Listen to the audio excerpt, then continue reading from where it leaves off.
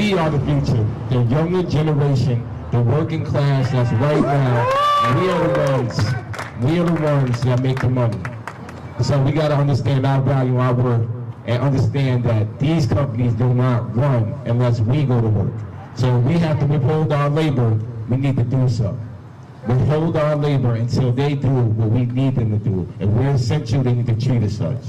So right now, after this hearing, hopefully it goes our favor, certified officially by the government, that will provide more protections for these workers in the warehouse, number one. Now we can use, what unions use, wine garden rights. We can have representation in the building. That's one thing that we can do in the meantime.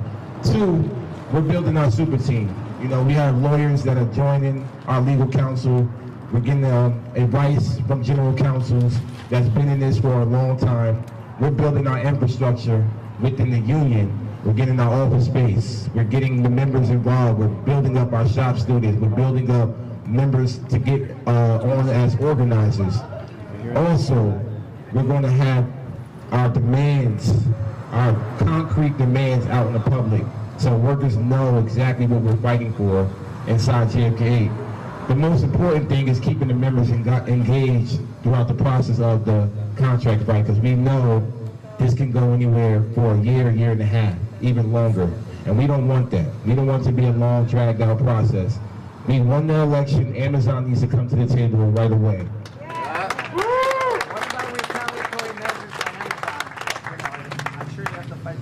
Absolutely, it's a war. You know, they fired our members as of just last week. They fired another one. You know, Uncle Pat that's been with us. He flipped over 500 workers in the building, and Amazon seen that in the press conference that we held outside the building. They targeted him ever since then, and they terminated him just last week.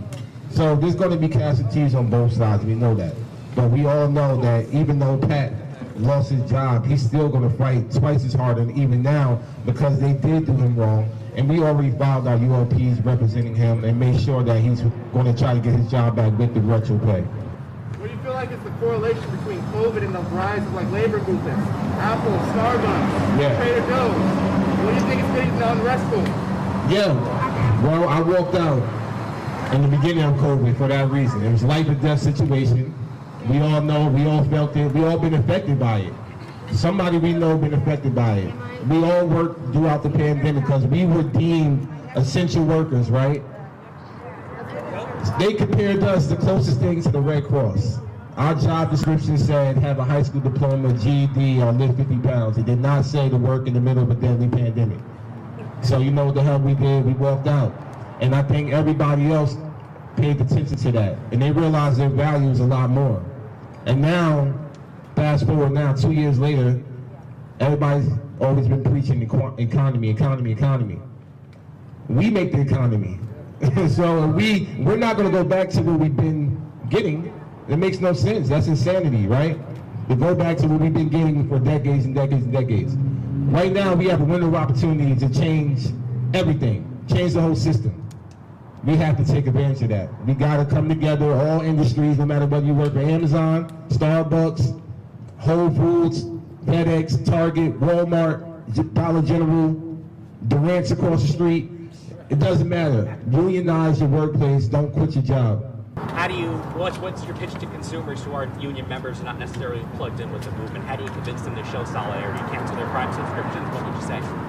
Yeah, I mentioned this yesterday. You know, that's a small thing, you know, canceling Prime is a start, but you know, it goes a lot longer than that. I think just having the conversations, spreading awareness about it, because a lot of people just are disconnected of what we go through in the warehouse. They have no idea. As much as we are in tune, it's a small world when it comes to labor.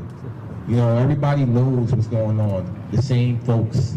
How do we get that out? How do we get this message out to people that are just disconnected? And it's not really their fault either. You know, society plays a part of that. How do we get that to them? We got to tell them. You got to tell them. I know my family, some of my family members still shop on Amazon Prime, and they know what the hell I'm doing. And I'll be like, yo, what are you doing? But it starts at your house. It starts with your neighbors. It starts with your co-workers. It starts with us, like, continuing to push it out there. As a consumer, canceling your prime is one thing until the company do better, but also do more than that. Write a letter, join a demonstration, you know, donate to campaigns that are organizing, help them out. You know, that's what it takes. It takes a community effort. We're all being affected by, a lot of people are upset with what Amazon does, but they don't want to say or talk about it. We got to push them there. We have to get them to that point, you know, and that's what we're doing here. Right. There's no oversight as far as like hazards and how it impacts their health. There's no study. So what are you guys looking at as far as expanding in Arizona and looking at the possible hazards across the country, like in Arizona? No, it's everywhere. You know, the warehouses, they're already hot as it is. The machines, the conveyor belts, some of these buildings have 16 miles of conveyor belts. 16 miles of conveyor belts that run 24/7. You know how much heat that generates? They have like 4 floors in some of these buildings. The heat rises in the building. You're on the top floor, you're burning up by the end of the day. So it's everywhere in the country, and especially I can imagine what's going on in these warehouses. I forget about it. I probably wouldn't last. But we are following the complaints at Ocean only goes but so far. We already know that. You know, this is another government underfunded, you know, nobody cares about type of deal. And they have certain times with Amazon too. They was at some convention this year with them, some of the top executives of OSHA. You know, so it's like we're the ones that have to organize from the bottom up, you know, and I recommend, you know, number one, I'm gonna put it out there now, if we get involved with the Arizona workers, which we are, we gotta walk out of these buildings. We shouldn't be working in over 100+ degrees. That's ridiculous. So we gotta get the workers to that point where they're militant enough to say, you know what, we're not going to work until they get some proper AC in this building. If they're, you know, if they're weather controlled, because that's what they say they are.